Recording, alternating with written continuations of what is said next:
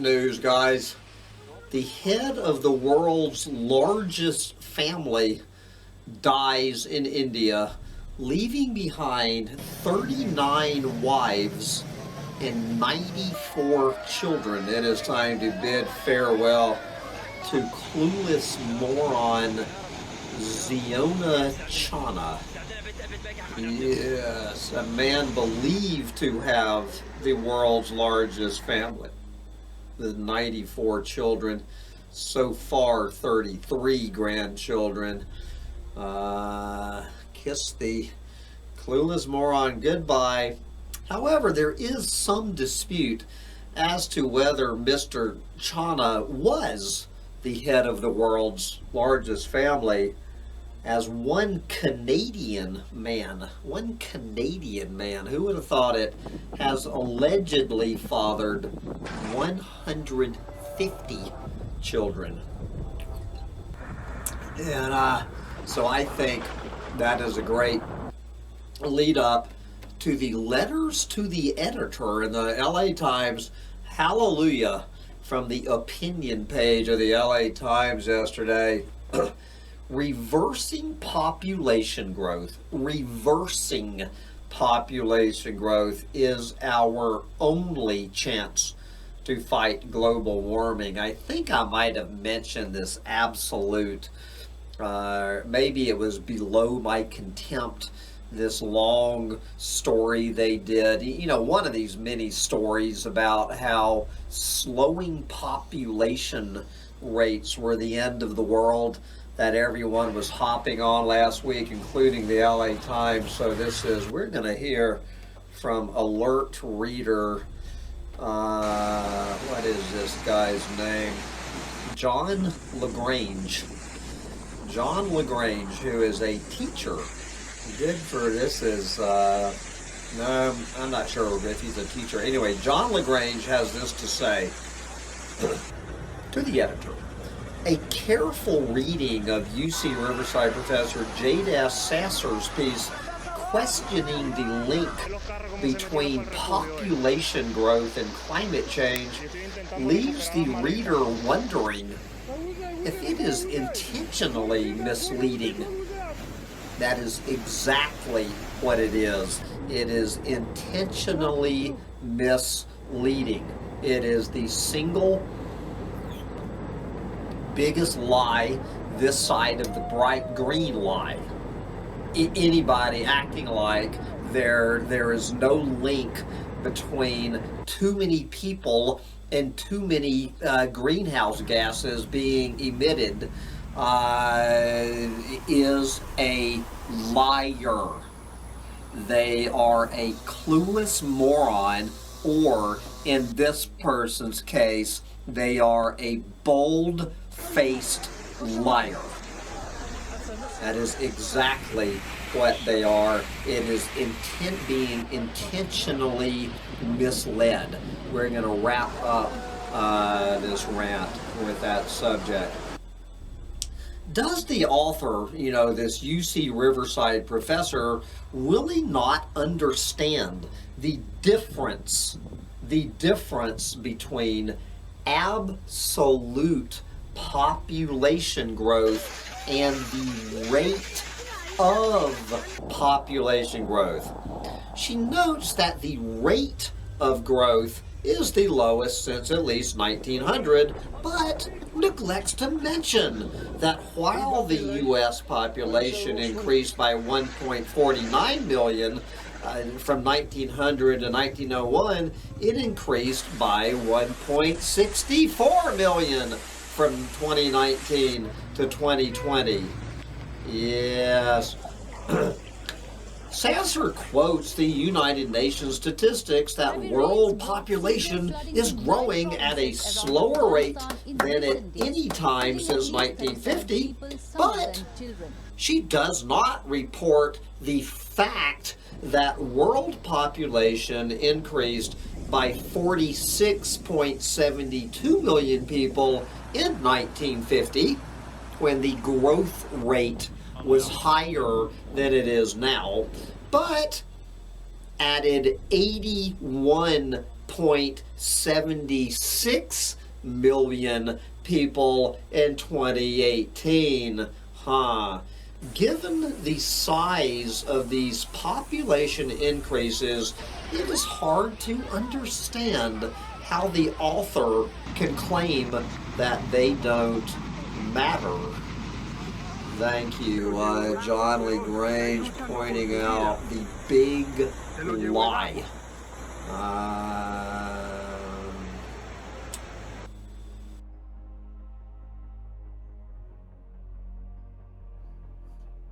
Hello friends, this is Jim here with Science Talk, and want to talk to you about something that would not come as a surprise to any of you who are paying attention. And I know those who watch this channel are paying attention. So in a paper that was just published in the journal Frontiers in Conservation Science, 17 scientists basically state that humankind faces what they call, in their words, and I quote, a ghastly future, a threat to the Earth's living things. It's so great that it is difficult to grasp for even well-informed experts. That's their words. So what's going on that led them to this assessment? Well, they point out the destruction and loss of both plants and animals, destruction of ecosystems, destruction of plants, or forests, excuse me, which is occurring on an unprecedented scale. They also point out to the overwhelming growth of the human population and the demand such growth places on world's resources. You've heard me discuss this before. There's just too many people on the planet. We are well above the carrying capacity. And something is bound to snap. And it will snap soon. They also point out climate disruption, driven by humans' environmental damage that we're doing, as well as the warming the planet itself. And so they say that they're now putting the onus on scientists to be more candid, speaking out more forcibly about what's going on, and becoming more engaging, engage more so with government, business, and the public. And we're starting to see that, especially with the, I don't want to date myself here, but some of the younger scientists coming up. There was a criticism I have of colleagues of my age group is that we just did our science, did our publications, and that was pretty much it. And people need to know what's going on, and we're seeing more and more of that. Now that I'm basically retired from field research, this is why I'm doing this channel. I want to inform people what the hell is going on. And that's why I do my deep dive videos where I explain some of the more intricate concepts as it pertains to the natural world, what's going on. And so these scientists, and they came from Australia, the US, and Mexico, they're saying that they want to draw attention to the apparent lack of appreciation of the enormous challenges that humans are facing, especially if we wish to create and continue a sustainable future. They warn that 1 million species could soon disappear from the face of the earth. Well, that's 1 million that we know of. How many species do we not know of that have never been described by science that are going extinct? I would actually say that 1 million species is most likely an underestimation. Now, they refer to as the ongoing 6th mass extinction. Well, there's some evidence, And if you look at, for example, Guy McPherson, he puts out some information that there's evidence for a seventh and possibly an eighth mass extinction. In other words, that there's one or two other mass extinctions that are just now being identified. So this would make this the seventh or eighth mass extinction. Whatever the number of mass extinction this is, there is an ongoing mass extinction, and this is being caused by human activity. Because the planetary burden of humans have doubled in just 50 years, this is from their paper, and could reach 10 billion by 2050, the world faces a future of hunger, malnutrition, mass unemployment, refugee crisis, climate refugee crisis as well, and ever more devastating pandemics. Well, I'll tell you what, guys, this is just You have heard me talk about this before, where I state, as for example, as the permafrost continues to thaw out, we do not know what pathogens will be unleashed, and that will cause pandemics. 10 billion people by 2050. And some of the, I did that video about too many people on the planet. Some of the projections are 13 billion by 2100. There's just no way in hell that this is sustainable. 8 billion is not sustainable. You add another 2 billion in another 30 years? No. Something is going to snap. As I said here, you're going to have starvation. You're going to have a water shortage. You don't have water, you die. And so forth. So expect to see, for those of you who are younger and unfortunately going to be living through this, I'll be long dead by 2050. But for those of you who are living through this, you're going to probably be living through some very troubling times with a mass reduction in human population numbers. Human-triggered climate change will mean more fires, more frequent, intense flooding, more intense storms. Right, we're already seeing all of these. Right, poorer water, air quality, and human health overall declining, becoming worse. And it's already here. It's already happening, people. We're seeing this. Just in the last 2 years alone, things have ratcheted up immensely. So this study that they put out was actually based, they did a literature review, and they looked at least 150 prior scientific studies, many of them dealing with the loss of biodiversity brought on by what the humans are doing, because humans have brought changes to 70% of the planet's land surface. With this loss goes the Earth's ability to support complex life. So Corey Bradshaw of Flinders University, based in Australia, who is the lead author, states that the mainstream is having difficulty grasping the magnitude of this loss, referring to biodiversity, despite the steady erosion of the fabric of human civilization.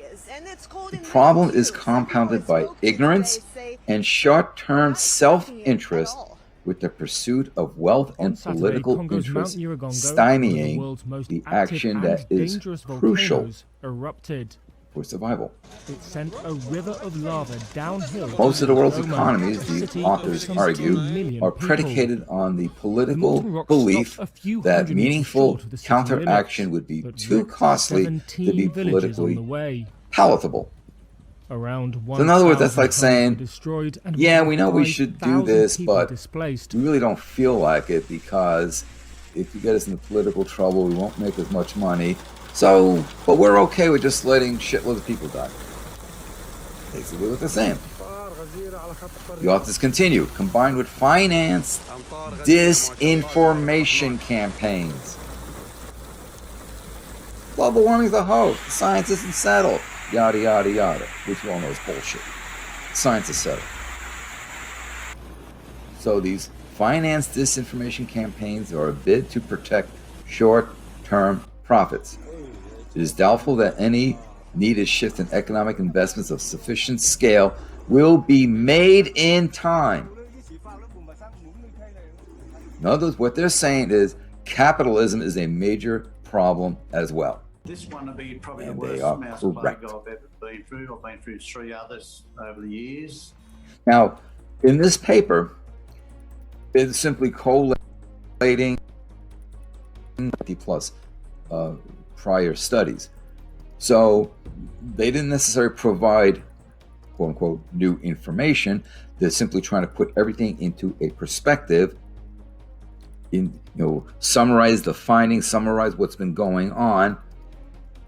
So it's kind of contained all in one.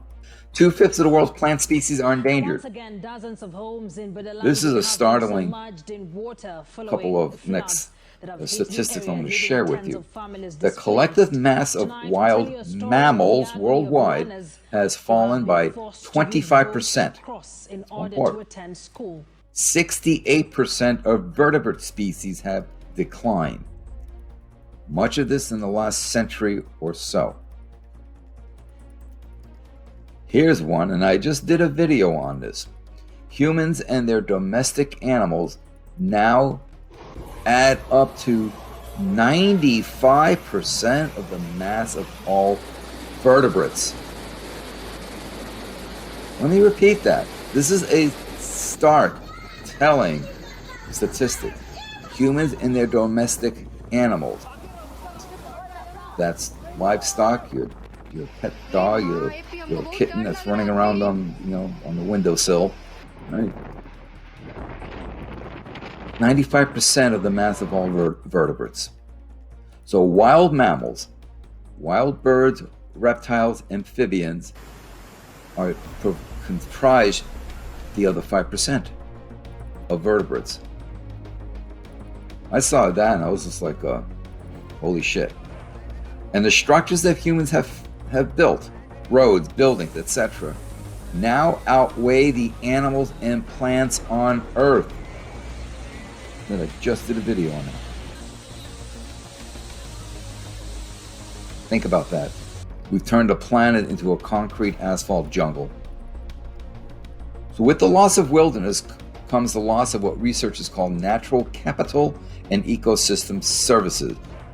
Reduced pollination of crops, degradation of soil, poor air and water supplies, etc. In 1960, kind of do like a little historical perspective here. 1960, 61 years ago, humans had already requisitioned around 73% of the planet's regenerative capacity. In other words, what humans demanded was still within the limits of the sustainable, barely. In 2016, this demand has grown to an unsustainable 170%.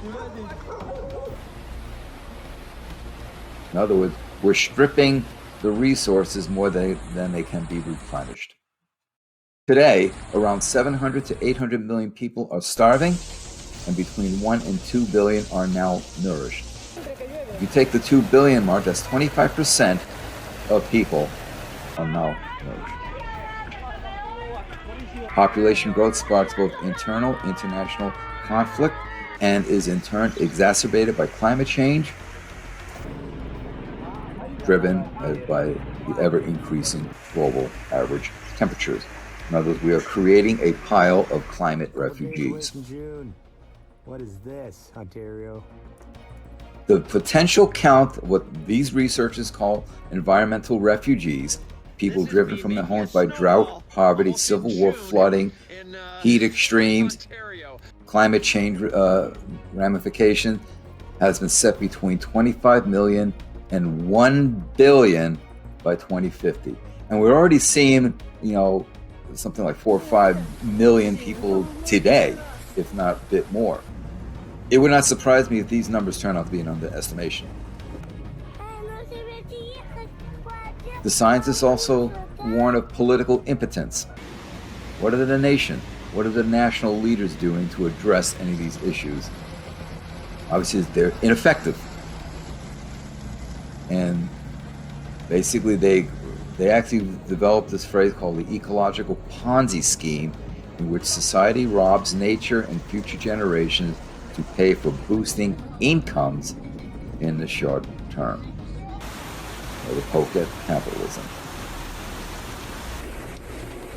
So, as I've said many times, scientists do what we do our studies, we do our analyses, we present our findings, we present our recommendations. It's up to the political leaders to implement those recommendations. Now, what they're basically saying is that now, in addition to just the scientists simply making a recommendation, the scientists need to basically, for lack of a better word, badger the politicians to implement the recommended policies. Simple as that. If we're going to have a shot at surviving. But keep in mind, there are some environmental scientists, ecologists, who opine that an increase of 4 degrees C will be sufficient to cause human extinction.